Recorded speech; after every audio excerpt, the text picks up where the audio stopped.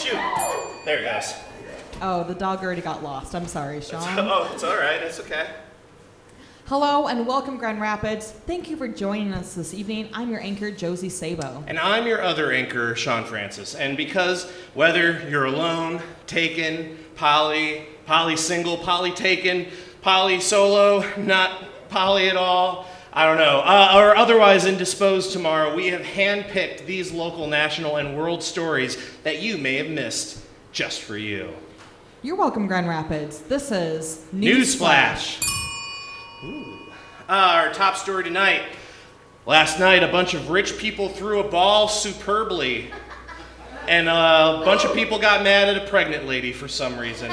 I don't know. As usual, whether you're invested in the birds versus the racists, Rihanna or the ads, or just the Puppy Bowl, there is a lot of money on the line for some of these people. According to a study by the American Gaming Association, a record 50.4 million adults, about 20% of the US population, which is up a whopping 61% from last year, thanks to Ohio, Maryland, Kansas, and Massachusetts legalizing sports gambling in the past year.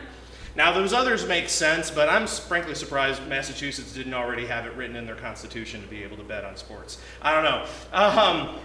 All of those gambling addicts, aficionados, spent approximately a collective $16 billion on this year's Super Bowl. And yet they can't find the money for debt relief for some reason. I don't know. Bets ranged from the game itself, the final point tally, the first touchdown, MVP, last player to score, to anything tangentially related, such as the length of Chris Stapleton's national anthem. For the record, it was 2 minutes and 1 second, which is 6 seconds short of the over-under odds. So tough luck to anyone who bet over. The outcome of the coin toss was Chiefs and tails. The color of liquid poured on the winning coach, it was purple Gatorade. And to the first TV ad, benefit for Duncan, Duncan seems like a fun guy. Rihanna's first song and outfit color, red, and Bitch Better Have My Money, ironically enough. Whether or not Chiefs coach Andy Reid would say burger or cheeseburger during his post-game interview, that's a real one. Now, he didn't actually say it, but Terry Bradshaw tried to bait him with one, so that's like on the fence, I think.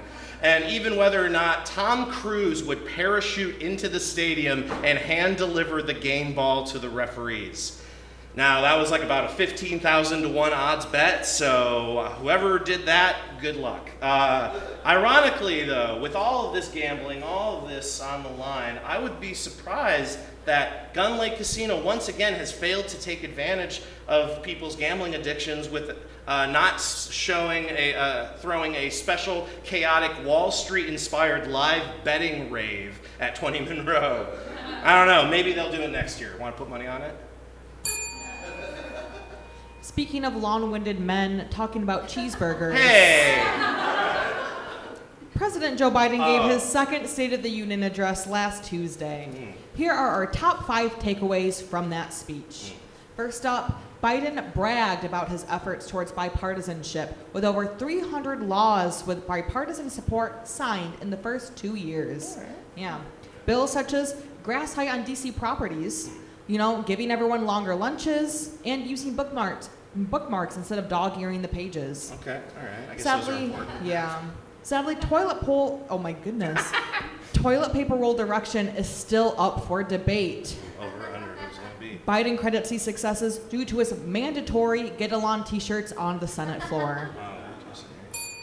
Number 2, as a further example of this bipartisanship, things got heated when Marjorie Taylor Greene started heckling President Biden when he implied that certain members of her party are in favor of removing Medicare and Social Security, which, in her defense, that's a fair complaint she'd want to clear up. And anybody is in need of medical care and secure social skills, it's Marjorie Taylor Greene.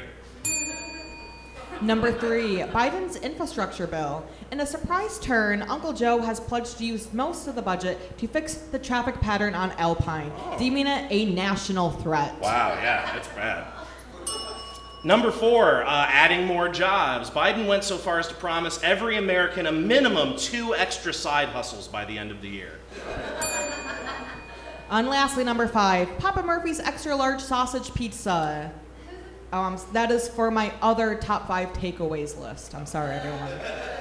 The real number 5, the Inflation Reduction Act, which already is a success based on the removal of the Chinese balloon last week. Next on the docket is the WZZM weather ball. In actuality, he just plans to allow people to trade in their commemorative state quarters at a buyback rate of 150%. That should take care of it. Pretty generous. Nice. All right, it's Black History Month, everybody, and you know what that means. White people being dumb and making it about ourselves. Much like we're about to do right now. No, first up, we have Hillcrest High School in Tuscaloosa. A protest of over 200 students walked out of class as a response to school leaders telling them they had to omit certain events from a student-led Black History Month program scheduled for the 22nd. Specifically, they were told they could not discuss slavery or the civil rights movement. Right? Those topics apparently made one administrator very uncomfortable, which leads us to wonder, what Black history events were they comfortable talking about? Can they only discuss the gospel songs from Kanye's repertoire? Or the disappearance of Aunt Vive from the original Fresh Prince? Or maybe they could talk about the plight and struggles of Rachel Dolezal. In contrast, and a reminder that white people can still be racist even or especially when they're trying not to be, Grand Rapids Christian schools were forced to apologize after they added a special lunch menu in honor of Black History Month featuring, I don't really want to make people guess this. No, I just want to, yeah. That's right. It's fried chicken, collard greens, mac and cheese, cornbread, and banana pudding. Yeah. Although they were... Sounds delicious, honestly. I don't know what they're talking about. Although they were attempting to be inclusive, the stereotypical items were deemed racist by critics and students alike. Even worse, all of the above foods were expected to be served in the same rectangular shape as their pizza. Tough rough, yeah. I want collard greens that are square. Finally, the popular AI image generator, DALL-E, was also criticized for racial bias when a Slate article discovered that it is pretty difficult to generate images of older couples of color unless the word poor is added. That's just a real thing that this person decided to publish on a Slate article. I don't know how they discovered that themselves and decided to then share it publicly with their name attached. But the worst part of it is that the images are also showing those older couples eating that GR Christian school lunch. Ironically. Across the pond, McDonald's is removing an advertisement for the McCrispy as it was incidentally placed next to a sign pointing to a crematorium. The marketing agent who was in charge of the ad surely had their career go up in smoke. British folk were disappointed to find out this was not guerrilla marketing for Sweeney Todd 2. Looks like mincemeat pies are back on the menu, boys.